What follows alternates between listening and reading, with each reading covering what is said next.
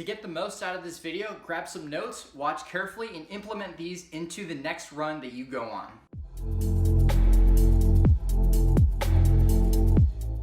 So this is part 2 of the course. We're going to get into it. If you haven't seen the other videos, be sure to watch those and continue forward.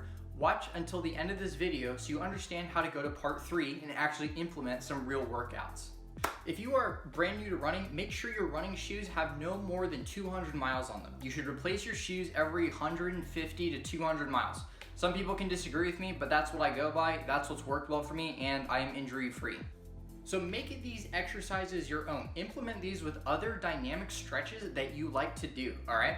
Make sure that whatever stretches you do, whether you're implementing these ones or some other ones that you found across the internet, make sure that they are a dynamic stretch, okay? You don't want to just be sitting stagnant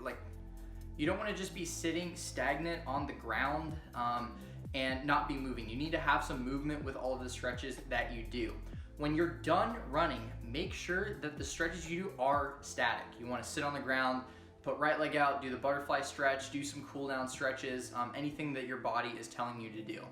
Make sure that you do a cool down stretch. Your body is going to thank you later if you do these stretches after a run. A lot of people don't do that. They get sore, their recovery time is longer, and they don't develop any real type of flexibility or mobility that goes into making you a good runner. If you want to make this an even more effective warm-up routine, put on some sweatpants, go on your 5-minute run, do these warm-up exercises, and then take off the sweats, and your legs are going to feel so much better. The first exercise is going to be knee pulls. Make sure with all of these that you go at the pace that you're most comfortable with. Grab the bottom part of your knee, lift up, feel it in your hamstring, keep your feet straight and parallel to the floor. Next ones are going to be side knee pulls. Don't grab your ankle too intensely, but you should feel it in your lateral hip whenever you alternate with this stretch.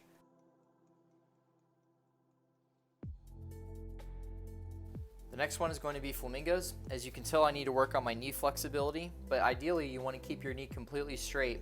You should feel it in both your quad and in the hamstring of the leg that's on the ground.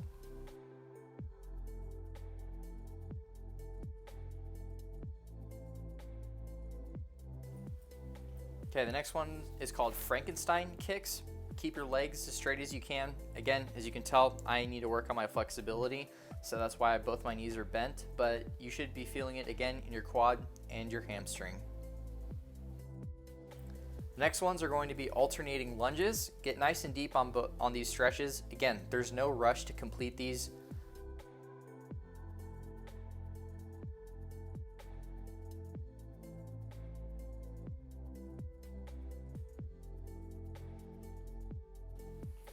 The next ones are called Wookies. Essentially what you want to do is you want to interlock your fingers and bring your arms directly above your head as far as they'll go and walk on your tippy toes until you feel a nice stretch throughout your entire body. I like to follow that stretch up with what's called duck walks. You want to be walking on your heels, pronate your ankles outwards until you feel them in your shins and you feel some of that ankle flexibility and mobility come into play. These feel really good the longer you do them.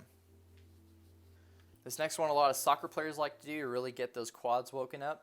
This is usually what I do before I go straight into the running drills. Once you're done with those, move into doing them in complete reverse.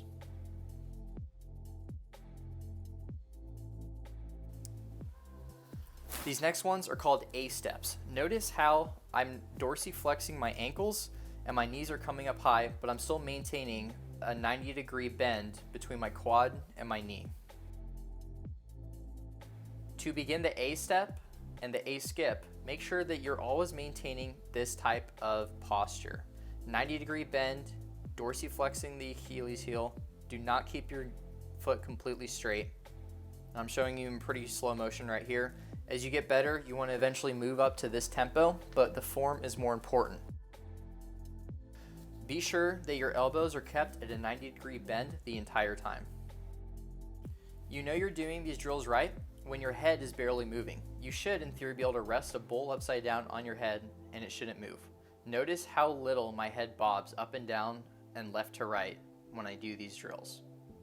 With B skips, the most fundamental difference between those and A skips is that your knee is not going to only stay in a 90-degree bend. It's going to instead kick out kind of like a horse. It's going to make a scraping sound on the grass or on the cement. So you're going to raise your knee the exact same way, and then you're going to release it and almost straighten it out completely as it comes down. Go extremely slow when you first try these so you get a feel for the right form, and then speed up. If you can't do them in full like I'm doing here, just do them in place and go very slow to get an understanding for the motion. So again, fundamental difference is that the leg is extending out and almost straightening completely as it strikes the ground.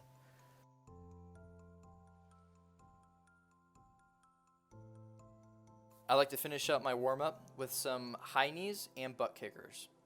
To further ensure that I'm stretched out, I do about a minute of calf stretching on each side. So remember, the idea is to go slow. Use a long straightaway when you do these, and do these drills for as long as you feel comfortable with. Sometimes I do one individual drill or warm-up exercise for up to 50 meters at a time. It's shortened just so I don't run out of frame of the video. I encourage you to do this for at least 10 minutes or until you feel extremely ready to run.